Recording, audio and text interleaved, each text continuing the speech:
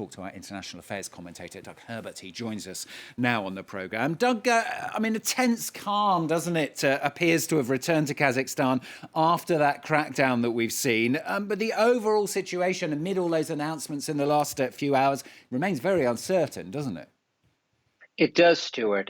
It's true that, yes, law and order has been seemingly restored to the streets of Kazakhstan's biggest cities, including its largest one, Almaty. And it's also true that the president, Kassym-Jomart, seems to be sort of back in control not just at the helm of the country, but having really consolidated his control of the security apparatus and really now appointing his own cabinet, which we can only presume is a cabinet whose ministers, whose components will be friendly to him. You know, there have been very differing narratives as to exactly what played out in those violent scenes that we saw in the past few days across Kazakhstan that left sort of apocalyptic style damage, of charred cars and burned out buildings and torn up property. And it was definitely violent. And there were many Kazakhs who spoke to Russian media, Kazakh media, who spoke of welcoming the troops and restoring order to the streets because their lives were in danger. But the thing is, Tokayev, the president, has spoken of this as a well-orchestrated coup against him, and one that involved external forces, as Vladimir Putin sees it. They've spoken at various times of spontaneous protests that then subsequently turned very violent, taken over by radical elements, including what they called, we heard a lot of the times, the terms terrorists. We heard criminal elements. We heard religious radicals, out-and-out bandits, thugs, all of these terms to sort of justify a crackdown against what they saw as, in some cases, forces from the outside coming in to sow havoc and to stoke protests in Kazakhstan and then turn them into something that they weren't meant to be.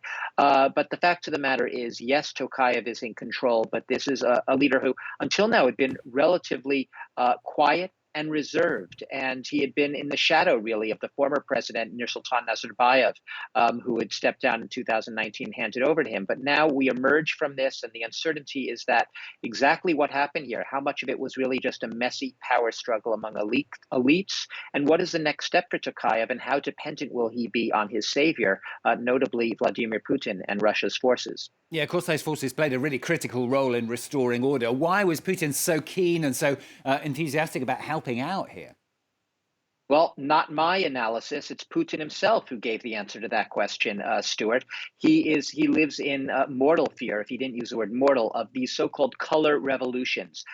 These revolutions in the former Soviet backyard, the neighborhood of Russia, where it still sees its sphere of influence. Whether we're talking about a color revolution in Ukraine, in Georgia, even in Armenia, and in the past. Really 4 years, in the past 2 years, we've seen about 4 of these now instances in which Russian forces or Russian so-called peacekeepers have been brought in either temporarily or longer term to try to reestablish common order in Russia's backyard as it sees it. We've seen this happen in Ukraine. We've seen this happen to a certain extent in Belarus. We've seen it happen in Armenia. And now we've seen it happen in Kazakhstan.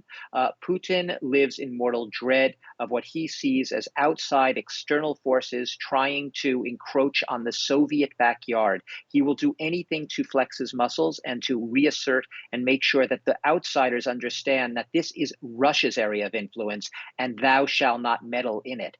So look, it's true that we are hearing this morning that the Russian peacekeeping troops, as they call themselves, are going to be pulling out within 2 days, and a full withdrawal will apparently be completed within 12 days. But yes, while the troops will be gone, the question does linger.